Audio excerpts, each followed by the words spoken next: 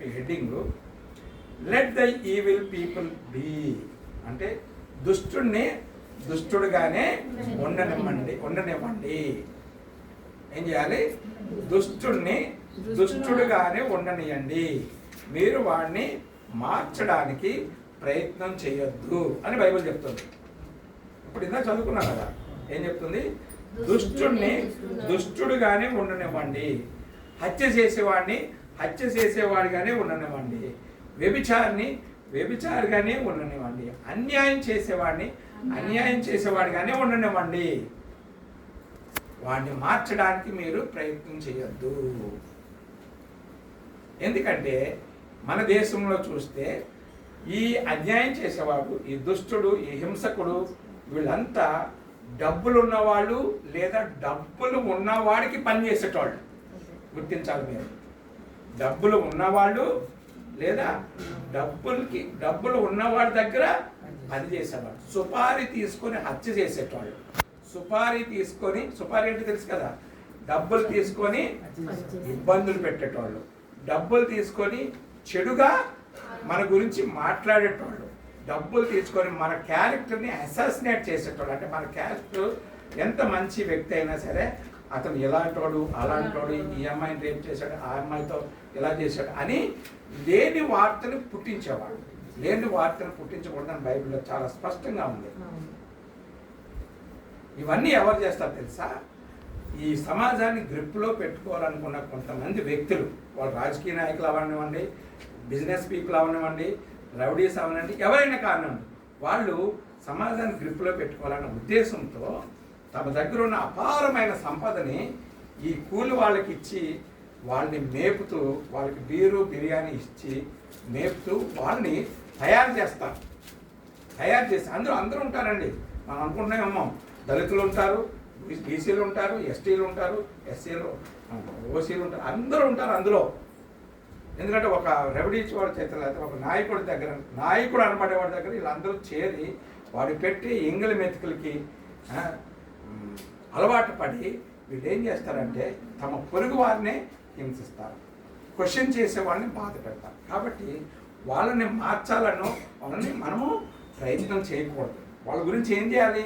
కేవలం ప్రార్థన చేయాలి. మన జీవితంలో స్టబ్బర్న్ పీపుల్ అంటే దుష్టులు ఉంటారు, గర్విష్ఠులు ఉంటారు, వ్యభిచారులు ఉంటారు, తర్వాత దొంగలు ఉంటారు, హింసించేవారు ఉంటారు, ఇందాక నేను చెప్పినట్టు సుపారీ తీసుకొని హత్యలు చేసేవారు ఉంటారు, హత్యలు చేయించే వాళ్ళు ఉంటారు, అవునే కదా?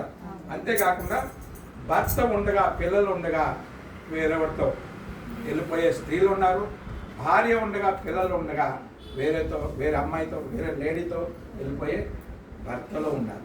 ఇటువంటి దుష్టమైన సమాజంలో మనం బ్రతుకుతున్నాం. కాబట్టి మనం ఏం చేయాలంటే మన లిమిట్స్ మనం తెలుసుకోవాలి. మన లిమిట్స్ అంటే తెలుసు కదా, నేను లాస్ట్ టైం కూడా వచ్చినప్పుడు చెప్పాను. యాక్చువల్గా నేను 2-3 క్వశ్చన్లు వేయాలనుకున్నాను, కరెక్ట్గా ఆన్సర్ చేసిన వాళ్ళకి గిఫ్ట్ ఇద్దాం అనుకున్నాను. సరే, మధ్యలో అడుగుతాను, చూద్దాం. మన చుట్టూ ఇప్పుడు మన ఇల్లు ఉంది, 100 గజాలు, 200 గజాలు, 300 గజాలు, 500 గజాలు ఇల్లు ఉంది. దానికి ఏముంటాయి? సరిహద్దులు ఉంటాయి, బౌండరీస్ ఉంటాయి. మనం లాస్ట్ టైం కూడా చెప్పుకున్నాం, అవునే కదా? బౌండరీస్ ఉంటాయి. ఈ బౌండరీస్ని దాటి మనం ఇల్లు కట్టుకోవాలి. ఈ బౌండరీస్ని దాటి మనం చెత్త వేయకూడదు. ఈ బౌండరీస్ని దాటి మనం క్లీన్ చేయం. ఒకవేళ రోడ్ అయితే క్లీన్ చేస్తాము, మన పని మనిషిని నన్ను అడుగుతాం, లేకపోతే మనకే ఎక్సర్సైజ్ వస్తూ ఉంటుంది కదా అని ఇంటి చుట్టూ కూడా రోడ్డుని క్లీన్ చేస్తాం. అది మామూలుగా సోషల్ వర్క్లా చేస్తాం. కానీ ఈ బౌండరీస్ని దాటి మనము ఏ విధమైన ఇల్లీగల్ అంటే గవర్నమెంట్ మనకి నీ సరిహద్దు ఇదని ఇచ్చింది, దాంట్లో తప్ప మన పనులు వేరేది ఆక్యుపై చేసుకోవడానికి, ఆక్రమించడానికి కుదరదు. అలాగే జీవితంలో కూడా ఇంతమంది మధ్యలో ఉన్నాం కదా, ఏమేమి చెప్పానా లేదా? ఇప్పుడు ఏం చెప్పాను? ఫర్ ఎగ్జాంపుల్ కోపిస్ట్ ఉన్నాడు. కోపిస్ట్ అంట దండించడానికి ప్రయత్నం చేయకూడదు. కోపిస్ట్ని దండించడానికి ప్రయత్నం చేయాలి. మరి ఏం చేయాలి? మరి వాడు ఆ కోపిస్ట్ ఉంది, అలా కోపం వచ్చి బీపీ వచ్చేస్తుంది, షుగర్ వచ్చేస్తుంది, తర్వాత క్యాన్సర్ అని వస్తుంది, ఏదైనా వస్తుంది, నాశనం అయిపోతాడు, నాశనం అయిపోతాడు. మరి వాడిని ఎలా మార్చాలి మనం? వాడి కోసం కేవలం బైబిల్లో ఉంది చూడండి, కీర్తనలైనా కాదు, ప్రోవర్బ్స్, సామెతలు 19:19 ఉంటుంది చూడండి.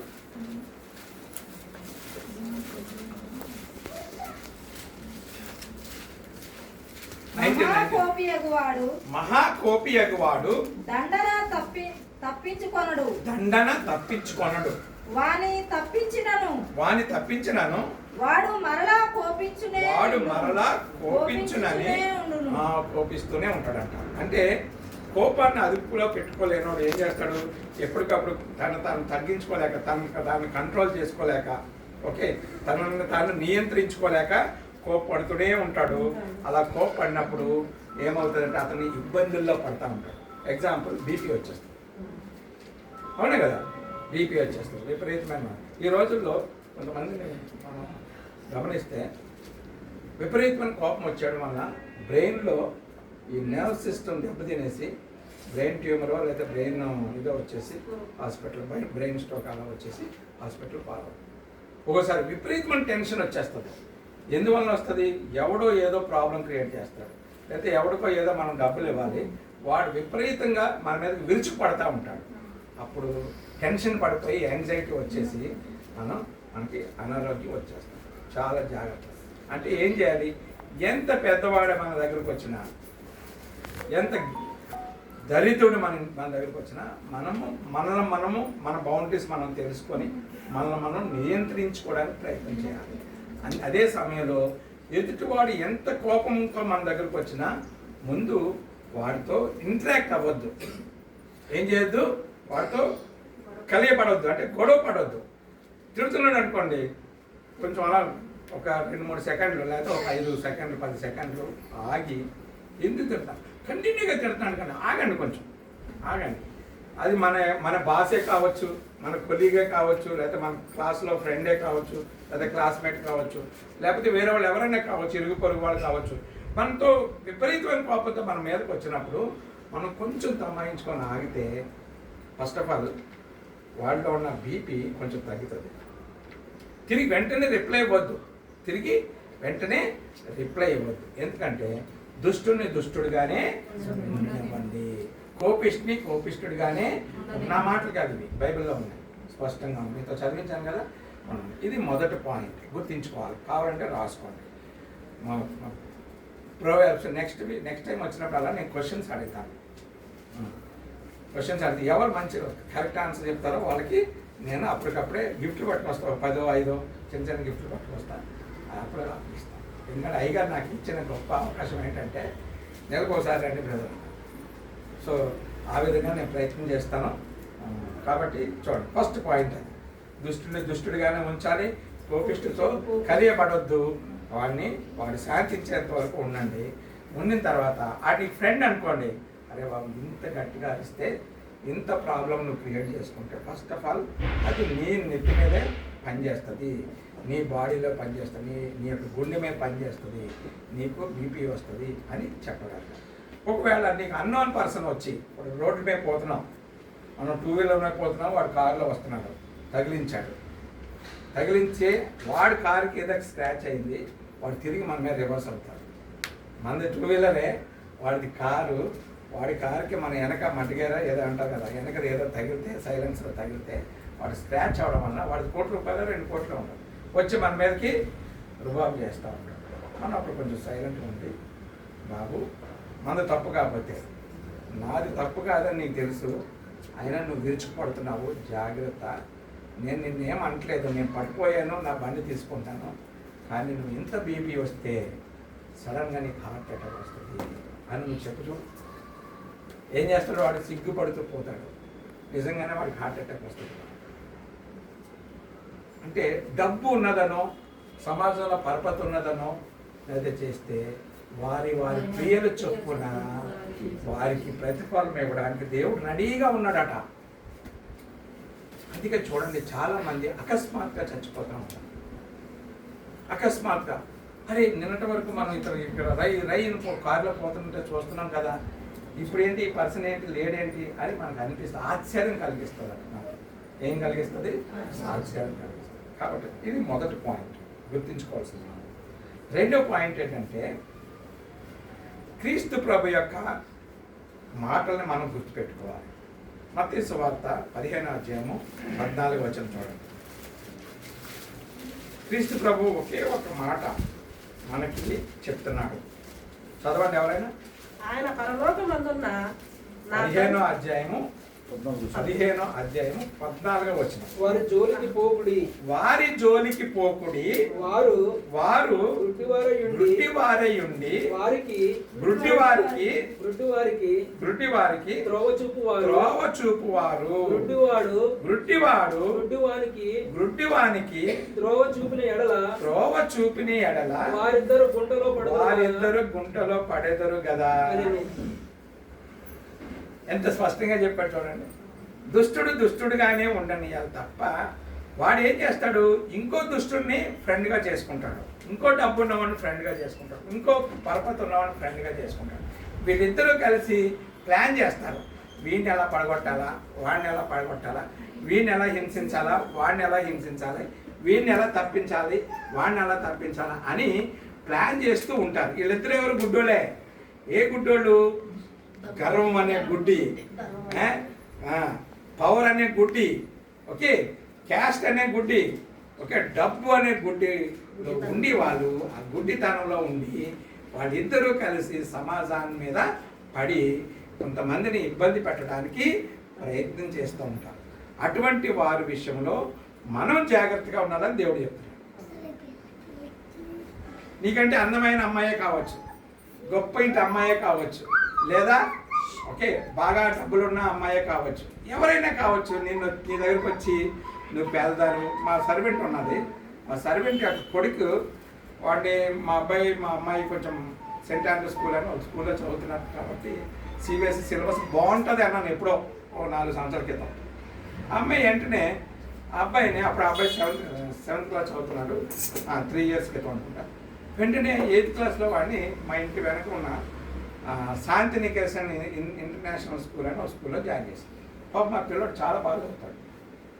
కొన్ని రోజులు పోయిన తర్వాత వాళ్ళ మదరు, అంటే టీచర్స్ అడుగుతారు కదా, మీ ఫాదర్ ఏం చేస్తారు, మీ మదర్ ఏం చేస్తారు. మా ఫాదర్ వెల్డరు, మా మదర్ హౌస్ వైఫ్ ప్లస్ ఇళ్ళల్లో పని చేస్తుంది అని. అమ్మాయి చాలా మంచిది.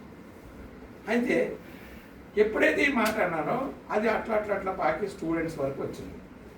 వచ్చి మీ అమ్మ సర్వెంట్రా, మీ అమ్మ సర్వెంట్, మీ నాన్న వెళ్ళరు అని వాడిని హింసించడం మొదలుపెట్టారు. క్లాస్లో నాకు 9th క్లాస్లో తెలిసింది, అంటే లాస్ట్ ఇయర్ తెలిసింది. ఇంకా వాడిని రోజు వాడికి గైడెన్స్ ఇవ్వాల్సి వస్తుంది. అరే పెద్ద పెద్ద రాజులు, పెద్ద పెద్ద గొప్ప వాళ్ళు, వాళ్ళ తల్లిదండ్రులు పన్నోళ్ళేరా, వాళ్ళ తల్లిదండ్రులు పన్నోళ్ళే, బానిసలే. కానీ వాళ్ళ పిల్లలు పైకి వచ్చి గొప్ప ఉదాహరణ చెప్పాను వాడికి. ఒబామా తల్లిదండ్రులు ఎవరు అని రకరకాల ఎగ్జాంపుల్స్ చెప్పాను. అంబేద్కర్ తల్లిదండ్రులు ఎవరు? నువ్వు నీ మైండ్లో ఉండాలి, నా తల్లిదండ్రులు ఎవరైనప్పటికీ నేను గొప్పవాడిని అవ్వాలని ఆశించాలి తప్ప నువ్వు నిన్ను హింసిస్తున్న వాళ్ళని, నిన్ను ఇబ్బంది పెడుతున్న వాళ్ళ గురించి నువ్వు ఆలోచించరా అని చెప్తే కొంచెం నెమ్మదిగా చేంజ్ అయ్యాడు. ఆ పిల్లడు చాలా మానసికంగా కృంగిపోయాడు. మన పిల్లలకు చెప్పాల్సిన విషయం ఇదే. మీ డాడీ చాలా చిన్న ఎంప్లాయీ అయితే ఉన్నాయి, నువ్వు బాగా చదువుకోరా, నువ్వు మంచిగా చదువుకో, ఫాస్ట్ గారు అబ్బాయి డాక్టర్ చదువుతున్నాడు, అమ్మాయి ఎంటెక్ చదువుతున్నాడు, బాగా చదువుకోండి అని మనం ప్రోత్సహించాల్సిన అవసరం ఉంది. ఎందుకంటే చాలా పనికిమాలిన సమాజంలో మనం ఉన్నాం. ఎక్కడికి వెళ్ళినా అవమానం, ఎక్కడికి వెళ్ళినా హింస, ఎక్కడికి వెళ్ళినా దూషించడం, ఎక్కడికి వెళ్ళినా ఇబ్బంది పెట్టే మనుషులే ఉన్నారు. వాళ్ళ మధ్య మనం సర్వైవ్ అవ్వాలంటే, వాళ్ళ మధ్య మనం బ్రతికి బట్ట కట్టాలంటే మనం ఫస్ట్ ఆఫ్ ఆల్ వాళ్ళతో ఫ్రెండ్షిపే చేయకూడదు. ఫ్రెండ్షిప్ అస్సలు చేయకూడదు. మాట్లాడకపోయినా పర్లేదు, మాట్లాడు. ఎందుకు తెలుసా, ఒక్కొక్క సమయంలో మనమే వాళ్ళకి అవసరం ఉంటుంది, కానీ వాళ్ళ అవసరం మనకు ఉండదు. వాళ్ళ అవసరం ఏముంటుంది, మన కష్టంలో అంటే ఒక 10 రూపాయలు సహాయం చేయగలిగే స్థితిలో ఉన్నాడు, కానీ సహాయం చేయడు. వాడికి మనసు లేదు కాబట్టి వాడి అవసరం మనకు ఉండదు. మనసు ఉంటే వాడితో మనకి సంబంధం ఉంటుంది. మనసు లేదు కాబట్టి వాడితో అవసరమే, ఫ్రెండ్షిప్ మనకు అవసరం లేదు. అదే సమయంలో మన పిల్లల్ని ప్రొటెక్ట్ చేసుకోవాల్సిన అవసరం ఉంది. ఈ రోజుల్లో చర్చిల్లో ఇవి బోధించాలి. పాస్టర్లు ఇది కాదు బోధించటం, దశంభాగం ఏంటి, ఇదేంది అదేంది, ఇదే బోధిస్తున్నారు. ఇది కాదు బోధించాల్సింది. సమాజంలో మనం ఎలా బ్రతకాలి, సమాజంలో టచ్ మీ నాట్గా ఎలా బ్రతకాలి, మనల్ని హింసించకుండా చూసుకోవాలి, మనల్ని ఇబ్బంది పెట్టకుండా చూసుకోవాలి. ఇది బోధించాలి. ఇది బోధిస్తే ఆటోమేటిక్గా మన సంఘాన్ని మనం ఆటోమేటిక్గా కాపాడుకోగలుగుతాం. ఆటోమేటిక్గా సంఘ కాపర్ని మనం పోషించుకోగలుగుతాం. సంఘంలో ఉన్న ప్రతి ఒక్కరికి ఒకరు చేయి ఒకరు పట్టుకొని మనం ప్రయాణం చేయగలుగుతాం. కానీ ఇది కాదు చేయట్లేదు. ఏం చేస్తున్నారు తెలుసా ఈ రోజుల్లో పాస్టర్లు? ఒక పాస్టర్ గారిని హింసిస్తున్నాను కంటే వాడు మా కులం కాదులే అని ఇంకో పాస్టర్ అనుకుంటాడు. ఏమనుకుంటున్నాడు? ఆ పాస్టరు మా కులం కాదు కాబట్టి మనం ఆ సంఘాన్ని దగ్గరికి వెళ్ళి మన సంఘీభావం చెప్పాల్సిన అవసరం లేదు. ఇది ఇప్పుడున్న పాస్టర్ల యొక్క తీరు. కాబట్టి మనం నేర్చుకోవాల్సిన వాక్యం ఏంటంటే ఖచ్చితంగా దుష్టులకు దూరంగా ఉండాలి, వ్యభిచారులకు దూరంగా ఉండాలి, చెడ్డవాళ్ళకు దూరంగా ఉండాలి. క్రీస్తు ప్రభు చెప్పిందే నేర్చుకోవాలి. ఏంటది? వారి జోలికి పోకుడి, వారు గురుడివారికి ఎలా దారి చూపించగలడు. కాబట్టి వారితో సాంగత్యం చేయండి. మీరు రాసుకోండి, తర్వాత చదువుకోండి. మత్తయి సువార్త 23వ అధ్యాయము 16వ వచనంలోను 24వ వచనంలోను ఉంటుంది. దీనికి సంబంధించిన ఇంకా కొనసాగింపు. మత్తయి సువార్త 23వ అధ్యాయము 16వ వచనం 24వ వచనం చదువుకున్న తర్వాత రోమా పత్రిక 2వ అధ్యాయం 19వ వచనం కూడా ఉంటుంది. ఏంటంటే రెండో పాయింట్గా మీరు ఏం గుర్తుపెట్టుకోవాలి? క్రీస్తు ప్రభు చెప్పిన మాటనే గుర్తుపెట్టుకోవాలి. అదేంటంటే గుడ్డివాడికి త్రోవ చూపించలేడు కాబట్టి అటువంటి గుడ్డి వాళ్ళతో మనము సాంగత్యం. మూడో point do not correct the mocker అని ఇంగ్లీష్లో ఉంటుంది. Do not correct the mocker. చేయండి. సామెతలు 9వ అధ్యాయం 7-8 వచనాలు చదవండి. Do not correct the mocker అని ఉంటారు. అపహాసకులకు బుద్ధి చెప్పువాడు తనకే నింద తెచ్చుకొను. భక్తిహీనులను గద్దించువానికి అవమానమే కలుగును. అపహాసకునికి గద్దింపకము గద్దించిన ఎడల వాడు నిన్ను ద్వేషించును. జ్ఞానము గలవానికి గద్దింపక వాడు నిన్ను ప్రేమించును. చూడండి ఎంత స్పష్టంగా రాసిందో. Do not correct the mocker. దుష్టుడైన వాడిని, దుర్మార్గుడైన వాడిని, ఏమంటారు, ద్రవిడీని, ఓకే, వాళ్ళని మనం కరెక్ట్ చేయడానికి ముందుకు పోకూడదు. ఇది తప్పు అని చెప్పకూడదు. చాలాసార్లు ట్రై చేశాను మా కాలేజీలో స్టూడెంట్స్ని అలాగే టీచర్స్ని, నువ్వు ఇలా చేయకూడదు అని చెప్పాను. వాడు ఏం చేశాడు తెలుసా? నేను ఒక టీచర్ నేను కరెక్ట్ చేయడానికి ట్రై చేశాను. వాడు తాగుబోతాడు, దుష్టుడు, ఓకే, దుర్మార్గుడు. అయితే వాడు వీళ్ళ మీద వాళ్ళకి, వాళ్ళ మీద వీళ్ళకి అలా చెప్తా పోతా ఉన్నారు. కాలేజీలో ప్రిన్సిపాల్కి ఒకసారి పిలిచి, వెంకటేశ్వరరావు వాడి పేరు, వెంకటేశ్వరరావు, నీకు 2 పిల్లలు ఉన్నారు, నువ్వేం చేస్తున్నావు? నువ్వు లేనిపోని అలాగే ప్రిన్సిపాల్కి, మేనేజ్మెంట్కి క్లోజ్ అవ్వాలన్న ఉద్దేశంతో నువ్వు లేనిపోనివి కల్పించి చాడీ చెప్తున్నావు. చెప్పడం వల్ల ఏం చేస్తున్నారు? నువ్వు చెప్పింది మంచిదే అని వాళ్ళు అనుకొని ఆ స్టాఫ్ మెంబర్ తీసేస్తున్నారు, పంపించేస్తున్నారు బయటకు. కాబట్టి నీవు ద్వారా అతనికి రావాల్సిన శాలరీ పోయి అతను గరీబోడు అయిపోవడమో, లేకపోతే ఇంకొక జాబ్ సంపాదించుకునే లోపు 2-3 నెలలు వాడికి వేస్ట్ అయిపోయి వాళ్ళ ఇంట్లో పస్తులు ఉన్నారు. వాళ్ళ ఇంట్లో పస్తులు ఉండడం వల్ల ఆ పిల్లలు, భార్య ఈ సైతాన్ని, నువ్వెవడో తెలియదు కానీ ఈ సైతాన్ని కంట్రోల్ చేయదేవా అని నీ గురించి ప్రార్థన చేయాల్సి వస్తుంది. ప్రార్థన చేసి వాళ్ళు బాధపడుతున్నారు కాబట్టి వాళ్ళ బాధ నీకు ఖర్చుగా వస్తుంది, నీకు శాపంగా వస్తుంది. జాగ్రత్త సుమ అన్న 4 నెలలకి నన్ను కూడా తీయించేశాడు. ఏం చేశాడు? నేను కూడా బయటకు పోయే విధంగా వర్క్ చేశాడు. నేను కూడా బయటకు పోవాల్సి వచ్చింది. బయటకు పోయాడు, బాధపడ్డాను. వీటికి చెప్పడం తప్పు చేశాను నేను అని. కానీ దేవుడు ఏం చేశాడు తెలుసా, కొన్ని రోజులు పోయిన తర్వాత వాడిని చెప్పుతో కొట్టి బయటకు పంపించేశాడు. కొట్టి అందరిలో అవమానించి బయటకు పంపించేశారు. ఇప్పుడు వాడు ఎక్కడా జాబ్ చేయట్లేదు. ఇంకా నేనైనా సొంతంగా ఏదైనా బిజినెస్ చేసుకుంటున్నాను, నేను ఇంకా ప్రిన్సిపాల్గా వచ్చాను, ఇంక తర్వాత నాకు ఇంకా నెక్స్ట్ జాబ్ రాదన్న ఉద్దేశంతో ఎందుకులే దేవుడే ఉన్నాడు, మనల్ని దేవుడు పోషించడా, ఇంతకాలం పోషించడా అంత పోషించడా అని చెప్పేసి నేను చర్చిలో వాక్యం చెప్పుకోవడం మొదలుపెట్టాను. నా సొంతంగా బిజినెస్ చేసుకోవడం మొదలుపెట్టాను. బిజినెస్లో కొద్దిగా అప్ అండ్ డౌన్స్ ఉంటాయి, నీకు తెలుసు కదా. సో ఒకసారి ₹1 కూడా ఉండదు, ఒకసారి లక్షల రూపాయలు చేతిలో ఉంటాయి.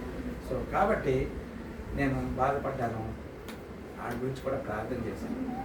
చివరికి నాలాగా ఎంతో మందిని కాలేజీలోంచి బయటకు పోయే విధంగా వాడు చేసిన చేతలకి దేవుడు వాడిని అవమానించి బయటకు పంపించేశాడు. ఇప్పుడు వాడు ఇక్కడ లేడు. గుంటూరులో వాళ్ళ వృత్తి ఏదైతే ఉందో ఆ వృత్తినే చేసుకుంటారు. ఏ వృత్తి లేదు సార్, వాళ్ళు గొర్రెలు మేపుకుంటారు. అలాగే చెప్పి గొర్రెలు కాదు, వాళ్ళు గొర్రెలు మేపుకుంటారు. వాళ్ళ ఫాదరు వాళ్ళు గొర్రెలు మేపుకుంటారు. ఏ క్యాస్ట్ చెప్పకూడదు, బాగోదు, కానీ గొర్రెలు కాదు. ఇప్పుడు గొర్రెలు ఎవరు గొర్రెలు మేపట్లేదండి. సో ఇప్పుడు పోయి వాడు అదే చేసుకుంటాడు. అక్కడ ఇక్కడ జాబులు చేయడానికి ప్రయత్నాలు చేస్తున్నారు బయట పోతున్నారు, మళ్ళీ పోయి అదే. సో ఇక్కడ మీకు చెప్పాలనుకుంటుంది ఏంటంటే, దుష్టుల్ని కరెక్ట్ చేయడానికి మనము ముందుకి వెళ్ళొద్దు, దుర్మార్గుల్ని కరెక్ట్ చేయడానికి ముందుకు వెళ్ళదు. ఇది 3వ పాయింట్. ఎందుకంటే వాడు నిన్ను అపహసిస్తాడు, నిన్నే నిందిస్తాడు, నిన్నే హింసిస్తాడు. దానికి బదులు జ్ఞానవంతులకి, వివేకవంతులకి, విధేయత చూపించే వాళ్ళకి ఇంకా కొంచెం నాలెడ్జ్ నువ్వు ఇవ్వు, నువ్వు వాళ్ళకి బోధించు. వాడు నిన్ను ప్రేమిస్తాడు. వాడు నీకంటే గొప్పవాడైతే నీకు కొంచెం తిండి పెడతాడు, గిఫ్ట్లు ఇస్తాడు, అన్నీ చేస్తాడు, బట్టలు కొంటాడు, అన్నీ చేస్తాడు. ఉదాహరణకు నా ఫ్రెండ్ ఉన్నాడు, ఇక్కడే ఉన్నాడు చూడండి, నా క్లాస్మేట్ కృష్ణ అని. చిన్నప్పుడు 5th క్లాస్ వరకు మా ఇద్దరం చదువుకున్నాము. తర్వాత ఆయన హైదరాబాద్కి వచ్చి టైలర్ అయ్యాడు, నేను చదువుకొని టీచర్ అయ్యాను. కానీ మా ఇద్దరి మధ్య ఎప్పుడూ కూడా హెచ్చు తగ్గులు ఉండవు. నా బట్టలు కుడతాడు, గత 30 సంవత్సరాల నుంచి అనుకుంటా, లేదా 25 సంవత్సరాల నుంచి నా బట్టలు కుడతాడు. నేను ఎప్పుడు ఇగో నువ్వు ఎంత ఇవ్వని డిమాండ్ చేయడు, ఇగో ఇంత ఇస్తానని నేను చెప్పను అని. ఇద్దరు ఒక రకమైన ప్రాణ స్నేహితులు అనుకోండి. ఎప్పుడు నా బట్టలు వరకునే, ఏం అడగడు, ఏమి చేయడు. ఇద్దరు పోతాము, మాట్లాడుకుంటాము, ఎక్కడానికి కలుసుకుంటాం, 10 నిమిషాలు మంచిగా దగ్గరే ఉంటాం. కానీ ఆయన కుటుంబం ఆయన, నా కుటుంబం. ఎప్పుడు తారతమ్యం ఉండదు. అంటే హెచ్చు తగ్గులు అనేది మేము ఎప్పుడు మెయింటైన్ చేయలేదు. నాకు ఏదైనా ప్రాబ్లం ఉందంటే పరిగెట్టుకుంటూ వచ్చాను. అలాగే ఆయనకైనా ఇప్పటివరకు నేను పిలవలేదు, నేను పిలిస్తే తప్పనిసరిగా వెళ్ళిపోతాను. ఎందుకంటే స్నేహంలో హెచ్చు తగ్గులు ఉండవు. అంటే మనం బోధించాల్సింది అలాంటి వారికి, మంచి చెప్పాల్సింది అలాంటి వారికి. అంతేగాని గర్విష్టి దగ్గర పోయి ఇగో నువ్వు ఇలా చేయకూడదు కృష్ణ అని అన్నాను అనుకో, అంటే నాకు ఇంకో కృష్ణ ఈ కృష్ణ అయితే వింటాడు, ఆ కృష్ణ వింటాడా? విండవు. ఏం చేస్తాడు? వీడేంటి నాకు చెప్పేది, నాకు 500 కోట్ల ఆస్తి ఉంది, ఉన్నారు నా ఫ్రెండ్స్ ఉన్నారు అని అంటాడు, నాకు ఇంత ఆస్తి ఉంది, వీడైతే నాకు చెప్పను. అందుకే నేను వాళ్ళకి చెప్పను. ఏం చెప్తాను తెలుసా? ఎలా ఉన్నావు, బాగున్నావా, పిల్లలు మంచిగా చదువుతున్నారా, అమ్మాయికి ఎప్పుడు పెళ్లి చేస్తావు, ఇట్లాగే మాట్లాడతాను. సో నేను టీచర్ని బాగా చదువుకున్నాను కాబట్టి వాడేం చేస్తాడు తెలుసా? వాడు ఎంత దుర్మార్గుడో వాడికి తెలుసు, అయినా సరే వాడు ఎలా మాట్లాడతాడు? ఏంటి నీకు ఏదైనా అవసరం ఉంటే అడుగు అంటాడు. నేను అడగను. ఎందుకు అడగను? వాడి స్వభావం నాకు తెలుసు కదా, వాడి స్వభావం నాకు తెలుసు, వాడి పద్ధతి తెలుసు, వాడి క్యారెక్టర్ తెలుసు. కాబట్టి నేనేం అడగను, విషేస్తాను, వచ్చేస్తాను. ఒకసారి నేను ఒక చిన్న ఫంక్షన్ చేస్తే వచ్చాడు, అదే క్రిస్మస్ ఫంక్షనే కదా మనం ఎక్కువ చేసేది. వచ్చాడు, నిజంగా నీ దగ్గర 1500 మంది రాగలిగారు. 1500 మంది ఉంటారు, ఆ లెక్క చెప్తున్నాడు. ఏముంది అబ్బా, దేవుడు నాకు ఇచ్చాడు, నాకు ఇచ్చిన దాంట్లో కొంత దాచిపెట్టి ఈరోజు ఈ ప్రోగ్రాం చేశాను. అదే నువ్వు చేయాలంటే 2-3 కోట్లు డ్రా చేసి చేయగలవు, కానీ నువ్వు చేస్తున్నావా? చేయట్లేదు. అది నీ ఇష్టం, ఇది నా ఇష్టం అన్నాడంతే, ఇంకేమనలేదు. కాబట్టి మనం మంచి వాళ్ళకే వారిని ప్రేమించి వారికి వారికి జ్ఞానం నేర్పించడానికి, బుద్ధి నేర్పించడానికి ప్రయత్నం చేయాలి తప్ప దుష్టుణ్ణి చేయడానికి ఇష్టం. అది 3వ పాయింట్. ఎన్ని పాయింట్లు చెప్పాను ఇప్పుడు చెప్పండి. మొదటి పాయింట్ ఏంటి? కోపిష్టుల దగ్గరికి, దుర్మార్గుల దగ్గరికి మనం వెళ్ళొద్దు. వెళ్ళిన వాళ్ళకి మంచి చెప్పడానికి ప్రయత్నించాలి. గుడ్డి వారికి మనం దారి చూపించడానికి ప్రయత్నం చేయొద్దు. ఎందుకంటే వాడు మన మాట వినడు, ఓకే, మనల్ని అవమానిస్తారు. 3వది మోకర్, అంటే అపహసించే వాళ్ళు, గర్విష్ఠులైన వాళ్ళు, అపహసించే వాళ్ళు, వాళ్ళని కరెక్ట్ చేయడానికి, వాళ్ళకి జ్ఞానం నేర్పించడానికి ప్రయత్నం చేయాలి. 4వ వచనం చెప్తాను. 4వది people who refuse to change. అసలు మారడం వాడికి ఇష్టం ఉండదు. అరే నువ్వు తాగకరా, ఇప్పటికే నీకు ఒకసారి హాస్పిటల్ పాలయ్యావు, నీకు ఆపరేషన్ అయింది, నీకు క్యాన్సర్ వచ్చేసింది, నువ్వు సిగరెట్ తాకరా, మందు తాకరా అని మనం చెప్పి ఏం చేస్తాము? విసుగొచ్చేస్తాం. కానీ వారికి ఎట్టి పరిస్థితుల్లోనూ మారాలని ఉండదంట. అది ఇందాక మనం చదువుకున్నాం. ఓకే, నా ఫ్రెండ్ ఒకటి ఉన్నాడు, విపరీతంగా తాగుతాడు. చాలాసార్లు చెప్పాను, ఎవరో కాదు, నా బామ్మద్దే, మా మిసెస్ యొక్క చిన్నమ్మ కొడుకు. మాకు మ్యారేజ్ అయిన ఒక 3 ఇయర్స్లో చనిపోయాడు. 2007లో మ్యారేజ్ అయింది. అప్పటి నుంచి వాడి చెల్లి అంటే మా మిస్సెస్ అంటే వాడికి చాలా ఇష్టం. కాబట్టి నా మిస్సెస్ అంటే వాడు చాలా ఇష్టం కాబట్టి అన్నయ్య కదా, ఇప్పుడు బయటకన్నా ఏదో తీసుకొచ్చి పెట్టేవాడట. ఏదో అక్కడ వాడికి కూడా చెల్లి ఉంది, ఆ చెల్లి ఈ చెల్లికి ఇద్దరికి పెట్టేవాడు. ఈమె పెద్దమ్మ కూతురు, ఆమెమో. సో మా అన్నయ్య చాలా మంచోడు అని అన్నీ చెప్పుకుంటుంటే, సరే ఇంత మంచోడికి మనం ఏదైనా మంచి చేద్దామనే ఉద్దేశంతో ఒకసారి వచ్చినప్పుడు 6 జతల బట్టలు కొన్నాను. వాడిని తీసుకెళ్ళి కొని నేను చెప్పు చూశాను, ఇగో నువ్వు మారితే, విపరీతమైన తాగిపోతాడన్నమాట, మారితే నేనే నిన్ను పోషిస్తాను, నువ్వే ఉద్యోగం చేయక్కర్లేదు.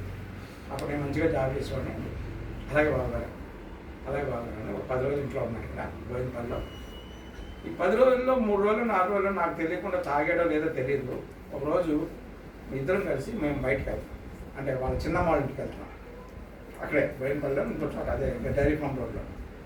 బాబారు 200 ఇవ్వండి, ఇగో ఈ షాప్లో నేను వస్తువులు కొనుక్కోవాలి, అది నాకు సంబంధించింది అని చెప్పి. ఏంట్రా వస్తువులు అంటే షేవింగ్ కిట్ అవన్నీ కొనుక్కుంటాను.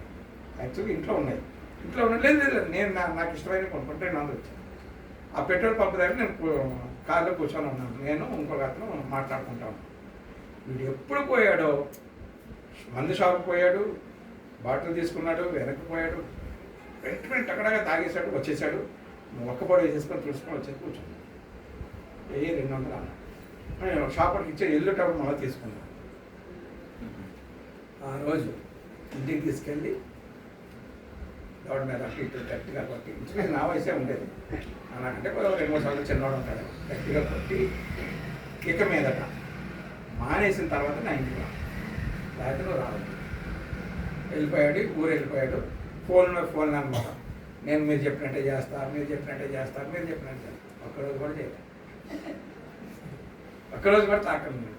అకస్మాత్తుగా చనిపోవడం జరిగింది. ఆ చనిపోయినప్పుడు మేము వెళ్ళడానికి కూడా పోలేదు, ఎందుకంటే అది కోవిడ్ టైమో ఏదో చెప్తా. అంటే దుష్టుల్ని, ఈ అపహసించేటోళ్ళని, వీటిని ఎవరిని కూడా మనం మార్చడానికి ప్రయత్నం చేయకూడదు. మరి ఏం చేయాలి? కేవలం ఒక ఆయుధం, ఇందాక చెప్పాడు కదా ఆయుధం. ఏం ఆయుధం అది? ఓన్లీ ప్రార్థనే. ప్రార్థన చేసి అయితే మన ప్రార్థన వలన కొంతమంది మారుతారు, కొంతమంది మారరు. మారిన వాళ్ళకి దేవుడు ఏం చేస్తాడు? అకస్మాత్తుగా పనిష్మెంట్ ఇచ్చేస్తాడు. దేవుడు ఇచ్చే పనిష్మెంట్ అంట మళ్ళీ తిరిగి వెనక్కి తీసుకోలేదంట. దావీదు తీసుకున్నాడు వెనక్కి. అడవులంట పోయి అడవి గాడిదలాగా మేయాల్సి వచ్చింది, తినాల్సి వచ్చింది అంటే అవును కదా. మరి సంసారం తీసుకున్నాడా వెనక్కి?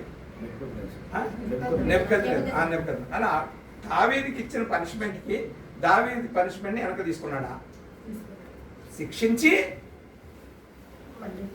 అప్పుడు బయటికి తీసుకొచ్చాడు, అంతేగాని శిక్షించకుండా అయితే బయటికి తీసుకురాలేదు కదా. అంటే అతను చేసిన తప్పుకి శిక్ష అమలు అయిపోయిందా లేదా?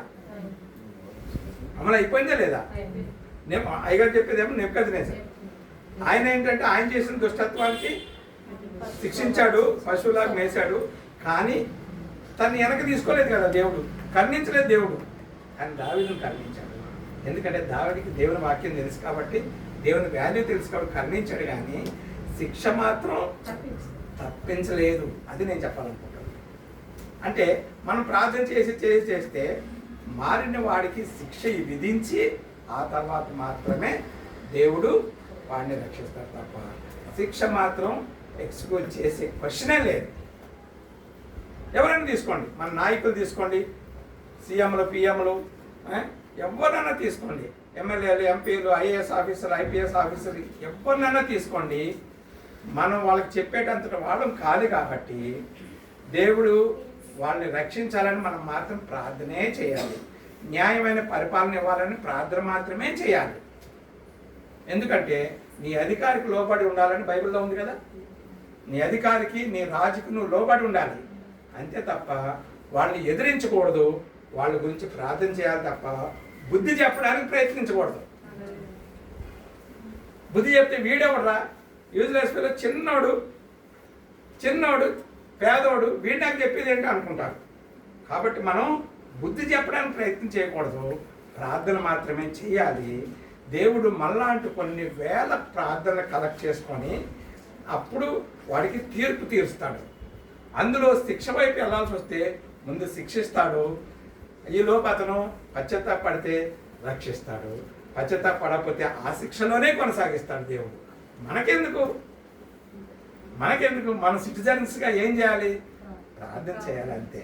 చాలామంది ఈ దేవుడు గొప్ప, ఆ దేవుడు గొప్ప అని చెప్తే మనవాళ్ళు, ముఖ్యంగా మన ఉత్సాహికులు ఎవరు చాలామంది చూస్తూ ఉంటాం కదా, మా దేవుడు గొప్ప, అదే. మనకెందుకు రా బాబు అది? మన దేవుడు గొప్ప అని మనకు తెలుసు, ప్రపంచానికి తెలుసు. ఒకసారి ఆర్జీవీని ఇంటర్వ్యూ చేస్తుంది ఒక లేడీ. ఇంటర్వ్యూ చేస్తుంటే ఆర్జీవీ తెలుసు కదా, ఎవరైనా రామ్ గోపాల్ వర్మని, ఒక మంచి జర్నలిస్ట్. ఆమె చాలా మంచిది. ఆమె ఇంటర్వ్యూ చేస్తుంది. ఏంటి నువ్వు అందరినీ విమర్శిస్తా ఉన్నావు, క్రిటిసైజ్ చేస్తూ ఉంటావు, అసలు నువ్వు దేవుణ్ణి నమ్ముకోవాల్సి వస్తే ఎవరిని నమ్ముకుంటావు అని అడిగినా. నువ్వు అందరినీ క్రిటిసైజ్ చేస్తావు, క్రిటిసైజ్ చేయడం అంటే విమర్శిస్తావు, అందరి జోలికి పోతూ ఉంటావు, అందరినీ ఏదో ఒక రకంగా ఏదో మాట అంటూ ఉంటావు. అసలు నువ్వు దేవుడిని నమ్ముకోవా? నువ్వు నీ దగ్గర దేవుడు లేడా? నీకు దేవుడు లేడా అంటే నాకు దేవుడు లేడంట. ఒకవేళ నువ్వు దేవుడిని నమ్ముకోవాల్సి వస్తే నువ్వేం చేస్తావు చెప్పు అంటారు. ఏ దేవుడిని నమ్ముకుంటావు అని అంటారు. ఆయన ఏమంటాడు తెలుసా? నిజంగా అతను దేవుడిని నమ్ముకోడు. ఏమంటాడు తెలుసా? దేవుళ్ళు అందరిలో ఏ దేవుడు మనుషులకి మంచి చేశాడో స్టడీ చేస్తాడంట. డైరెక్టర్ కదా, ఫిల్మ్ డైరెక్టర్ అంటే ఎన్నో బుక్స్ చదువుతాడు, ఎన్నో విషయాలు నేర్చుకుంటాడు. లేకపోతే ఫిల్మ్ తీయలేడు, తెలుసు కదా, సినిమా తీయలేడు. కాబట్టి అన్నీ స్టడీ చేస్తాడంట. స్టడీ చేశాను నేను ఆల్రెడీ. ఒకవేళ నేను దేవుడిని అంటూ నమ్ముకుంటే అమెరికా దేవుడిని నమ్ముకుంటాను. ఎందుకు అంటాను. ఎందుకు అంటే అమెరికా ప్రజలు చూడండి, అమెరికాలో ఉన్న ప్రజలు చాలా సుఖవంతంగా, సౌకర్యవంతంగా బతుకుతారు. ఎంత పేదోడైనా సరే కారు ఉంటుందంట. రోడ్లు తుడిసేవాడికి, డ్రైనేజ్ క్లీన్ చేసేవాడికి కారు ఉంటుందంట. అంతేకాదు, ఆ డ్రైనేజ్ క్లీన్ చేసేవాడిని, రోడ్డు తుడిసేవాడిని, ఆ ప్రాంతంలో ఉన్న ప్రజలు వాడు అక్కడ రాగానే ముందు వాడు విష్ చేస్తారంట. గుడ్ మార్నింగ్ బ్రదర్ అంటారంట వచ్చినవాడిని. రోడ్డు తుడ్డానికి ఇక్కడ రోడ్డు తుడ్డానికి వచ్చినవాడు మనం ఎవరైనా పలకరిస్తావా? అఫ్కోర్స్ నేను పలకరిస్తాను అనుకోండి, ఎందుకంటే క్రిస్మస్కి వాళ్ళే నాకు దేవుని వాక్యం వినడానికి వస్తారు కాబట్టి నేను పలకరిస్తాను. కానీ చాలామంది అసలు పలకరించాం, ఇండియాలో పలకరించాం, అవునా కదా. సో అంత వాల్యుబుల్గా అంటే డిగ్నిటీ ఆఫ్ లేబర్ ఉంటుంది. వాళ్ళని అంత గౌరవంగా చూసేది ఏ మతస్థులు చూస్తున్నారు? ఆ మతాన్ని నేను అంతేకాదు. ఇంకో రీజన్ చెప్పాడు. ఏం చెప్పాడంటే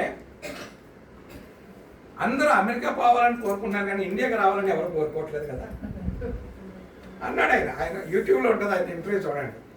అందరూ అమెరికా పోవాలి, ఆస్ట్రేలియా పోవాలి, జపాన్ పోవాలి ఇట్లా కోరుకుంటున్నారు తప్ప ఇండియాకి రావాలని ఎవరు కోరుకోవట్లేదు కదా. అంటే ఏంటి? అక్కడ ప్రజలు, అక్కడ నాయకులు, అక్కడ దేవుడు గొప్పవాడనే కదా. కాబట్టి నేను ఆ దేవుడిని నమ్ముకోవాల్సి వస్తే, అందుకే ఈ మధ్య ఆర్జీవీ అంటే ఎవరికి పడతలేదు ఇండియన్ పెద్దలకి. చూసారా? అంటే దేవుడు తన కార్యక్రమాన్ని జరుపుకోవాలనుకుంటే ఏం చేస్తాడు తెలుసా? అలాంటి ఆర్జీవల్ లాంటి వాడిని లేపుకుంటాడు. మనం చేయవసరం లేదు. మరి మనం ఏం చేయాలి? జస్ట్ ప్రార్థన. దేవా, చంద్రబాబు నాయుడు ఇలా చేస్తున్నాడు, అతనికి జ్ఞానం ఇవ్వండి. పవన్ కళ్యాణ్ ఇలా చేస్తున్నాడు, దేవా అతనికి జ్ఞానం ఇవ్వండి. జగన్మోహన్ రెడ్డి ఇలా చేస్తున్నాడు, జగన్మోహన్ రెడ్డి ఎవరైనా మంచోడా? అతనికి జ్ఞానం ఇవ్వండి. మా రేవంత్ రెడ్డి ఇలా చేస్తున్నాడు, హైడ్రా అని చెప్పి ఉన్నవాళ్ళది లేని తీసేస్తున్నాడు, ఆయనకి జ్ఞానం ఇవ్వండి అని మాత్రమే ప్రార్థన చేయాలి. మనం ఇంక వేరేది ఏది ప్రార్థన చేయకూడదు. మనకు అవసరం లేదండి. అదే సమయంలో మా నాయకుల్ని జ్ఞానవంతులుగా చేయి ప్రభా, వాళ్ళ అన్యాయస్తులుగా తయారవకుండా చూడు ప్రభా అని ప్రార్థన చేయాలి మనం. అంతే. అందుకని వాళ్ళకి తీర్పు తీర్చడానికి మనం వెళ్ళము. పవన్ కళ్యాణ్కి మనం ఎందుకు తీర్పు తీర్చాలి? చంద్రబాబు నాయుడుకి మనం ఎందుకు తీర్పు తీర్చాలి? రేవంత్ రెడ్డికి మనం ఎందుకు తీర్పు తీర్చాలి? మోడీ గారికి మనం ఎందుకు తీర్పు తీర్చాలి? మనం ఎవరు? ఆఫ్టర్ ఆల్ కామన్ మ్యాన్ మనం. ఇది నేర్పించట్లేదు చర్చిల్లో. ఇది నేర్పించాలి చర్చిలో. మనం ఎవరు? మనం వాళ్ళని ఎందుకు విమర్శించాలి? వారితో ఎందుకు మనం కొట్లాట పెట్టుకోవాలి? అవసరం లేదు. ప్రార్థన చేయాలి. ఎందుకంటే దేవుని యొక్క వాక్యం 2 అంచులు గల ఖడ్గం. ఇటను తెగుతుంది, ఇటను తెగుతుంది. 2 అంచులు గల ఖడ్గం. ఇంత చిన్న గ్రూప్కి నేను ఇంత పెద్ద పెద్ద విషయాలు ఎందుకు చెప్తున్నానో మీరు ఆలోచించండి. ఎందుకంటే మీలో ప్రార్థనా పనులు ఉన్నారు. మీ అమ్మగారిని కూడా చూస్తున్నాం కదా, మంచి ప్రార్థన. మీరు చేయాల్సింది ఇదే. ఏంటది? ఓన్లీ ప్రార్థన. అంతేగాని మనము వాళ్ళతో కలియపడడానికి ముందుకు పోకూడదు. People who refuse to change, వాళ్ళు చేంజ్ అవ్వడానికి ఇష్టపడరు. వాళ్ళు చేంజ్ అవ్వడానికి, మరి చేంజ్ అవ్వాలంటే ఏం చేయాలి? మనం ప్రార్థన చేయాలి, దేవుడు కార్యం చేయాలి. అంతేగాని మనం కార్యం చేయొద్దు, మనం ప్రయత్నం చేయొద్దు. ఇది 4వ పాయింట్. 5వ పాయింట్ చూడండి. Avoid foolish and evil people. నీ జీవితంలో దుర్మార్గులైన వాడిని, దుష్టులైన వాడిని, ఓకే, అలాగే వెధవల్ని, వ్యభిచారుల్ని, దొంగల్ని నీ జీవితంలో ఉంచకూడదు. ఏనా? నీ జీవితంలో ఉండనివ్వకూడదు, రానివ్వకూడదు నీ జీవితంలోకి. మరి రానివ్వకుండా ఉండాలంటే ఏం చేయాలి? ప్రార్థనే. చూడండి సామెతలు 23:9. సామెతలు 23:9 ఎవరైనా చదవండి. బుద్ధిహీనుడు వినగా మాట్లాడుకుము, అట్టివాడు నీ మాటలలోని జ్ఞానమును తృణీకరించును. బుద్ధిహీనుడి దగ్గర బుద్ధి కలిగే విధమైన మాటలను మాట్లాడదు. బుద్ధిహీనుడి దగ్గర బుద్ధి కలిగించే మాటలు నువ్వు మాట్లాడద్దు. ఎందుకంటే అట్లా మాట్లాడితే వాడు ఏం చేస్తాడంటే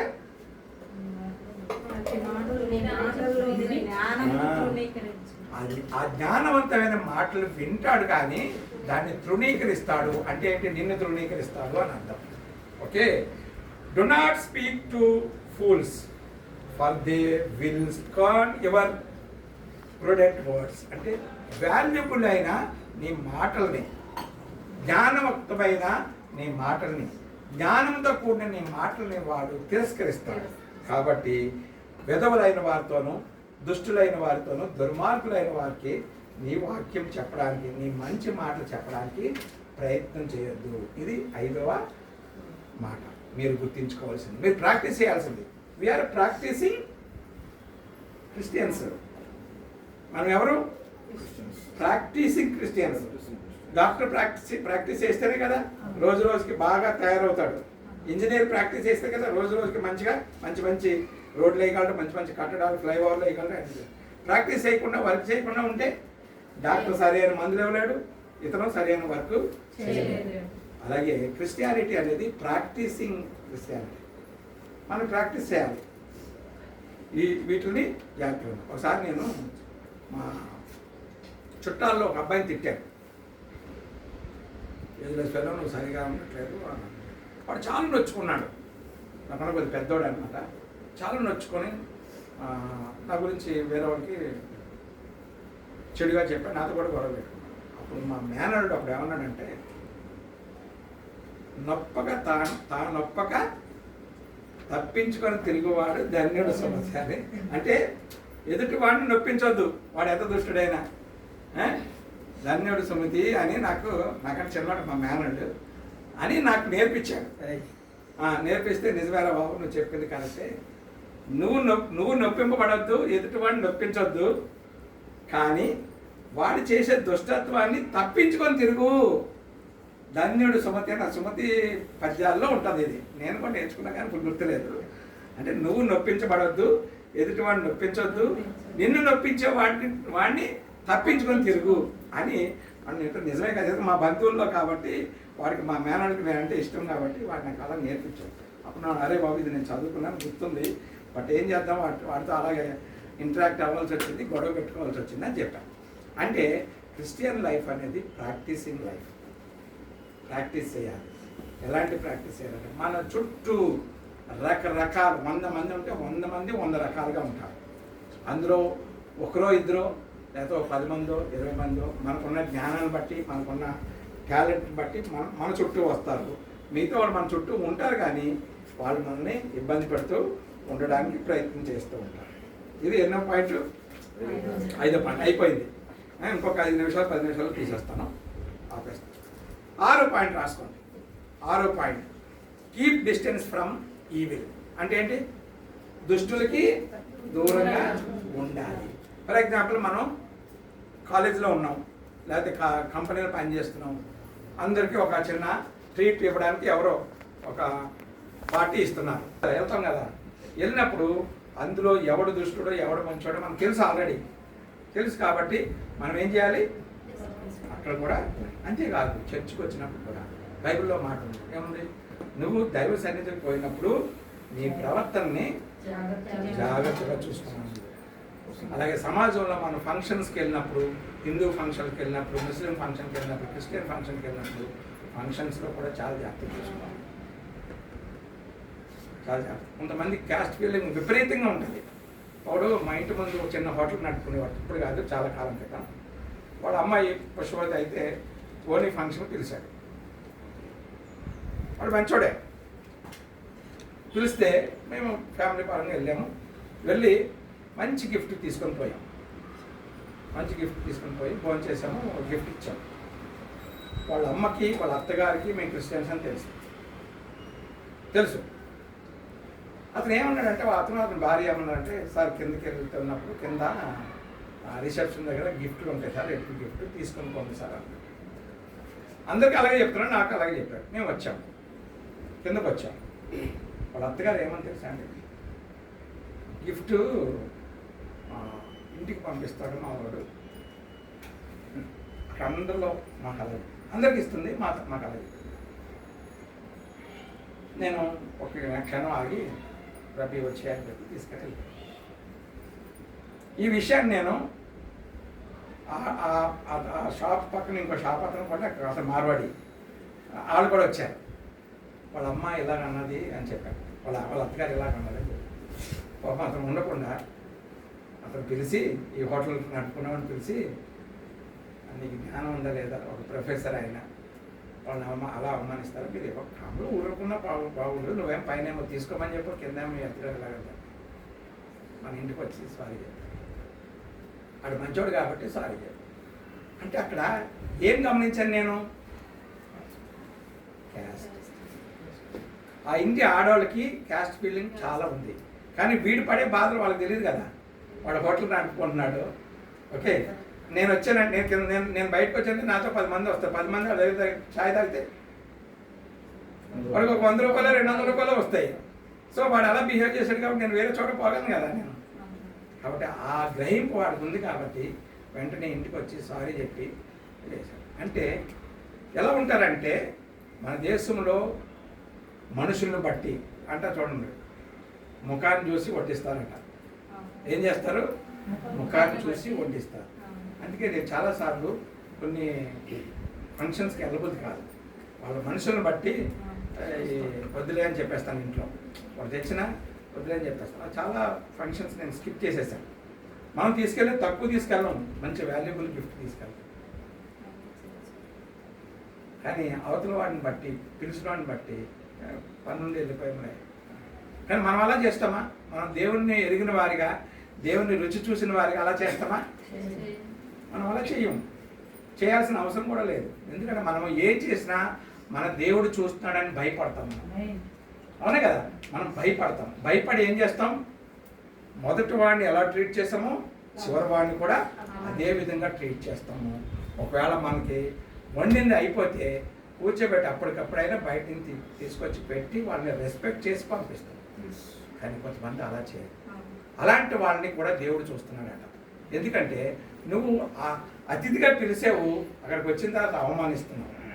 అవమానించడం వలన అతని యొక్క బాధ నీకు శాపంగా మారుతుంది. అంతే కదా? అతని యొక్క బాధ, నేను పడ్డ బాధ వాళ్ళకి శాపంగా మారుతుంది. దేవుడు అదే చేస్తున్నాడు కదా. కాబట్టి నువ్వు సమాజంలో ఉన్నప్పుడు నువ్వు చాలా జాగ్రత్తగా చూసుకోవాల్సిన అవసరం. పిలవడమే మానేయాలి. పిలవడమే మానే. ఎవరికి కావాలి ఆ బిర్యానీ? మనకు దొరకదా? మనం ఎంత నలుగురు కలిసి ఎంత తింటామో దానికి డబలే కదా గిఫ్ట్ ఇస్తాము. ఊరికే పోం కదా. మన స్టేటస్ తగ్గట్టు గిఫ్ట్ ఇస్తాం కదా. ఒకవేళ దగ్గర డబ్బులు లేకపోతే మానేస్తాం, వెళ్ళడమే మానేస్తాం. నేనైతే అదే చేస్తాను.